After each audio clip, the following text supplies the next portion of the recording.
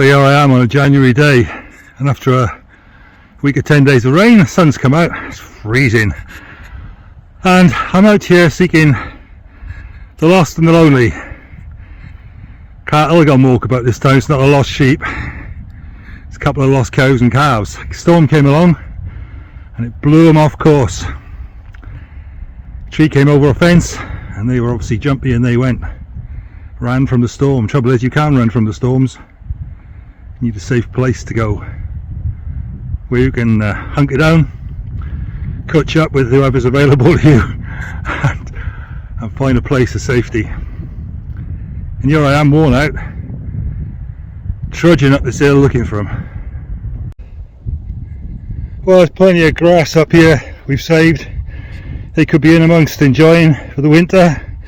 Up here, they've gone higher, there's plenty of good stuff. And this is saved ready for those hard winter days and the winter storms. Because there's nothing like being on a hill for cattle. They love it. They can get under a place to get dry. And there's plenty of good stuff up here, but no, they've run off somewhere else. If only they looked up instead of down. Oh, here I am, highest place on the farm. Nothing to be seen. And not around up here. They've gone on somewhere lower down, I guess.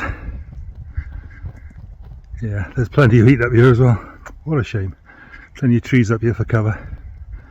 Yep, they've gone down. They've looked down. And with their chins down, they've got lost. Well, as you can see this morning, the wanderers have returned. And I've tucked them safely down here, much nearer the house, where we can keep a close eye on them. Dogs will be watching over them for me a bit from where they are as well. And that which was lost has been well and truly found and brought home. Now I do hope you'll forgive me for not having posted video of me on my own without a dog trying to bring them home where they were.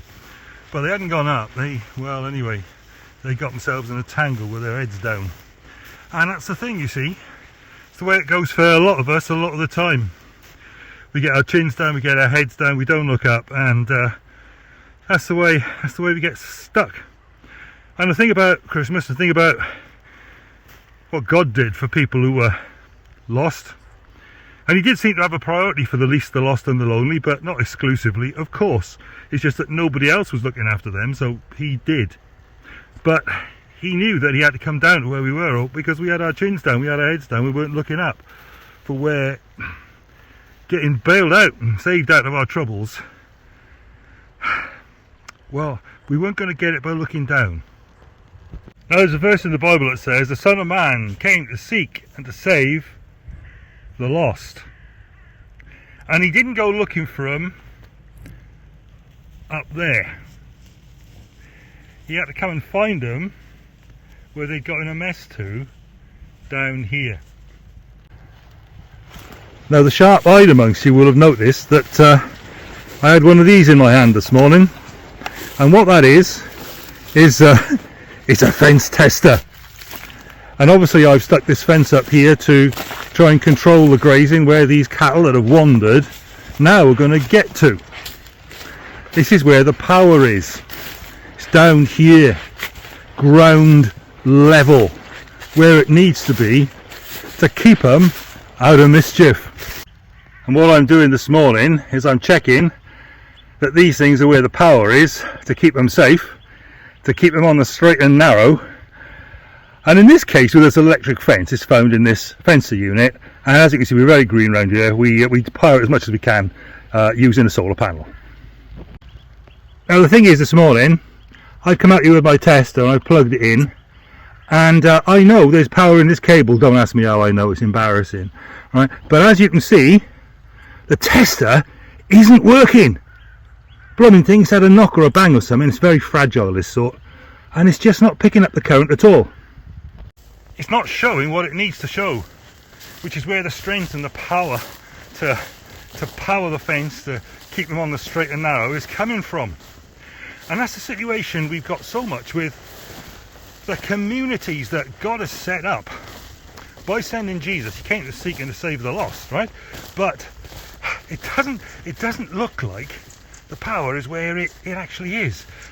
And that's a bit of a problem, because people go out and they look at the churches, perhaps the church they went to at Christmas, and it doesn't look as if there's anything there for them at all. But you see, when Jesus came to seek and to save the lost, what he did is he called people together. He called people who are really going to be his followers into communities for encouragement and help and strengthening. Communities of the people of God.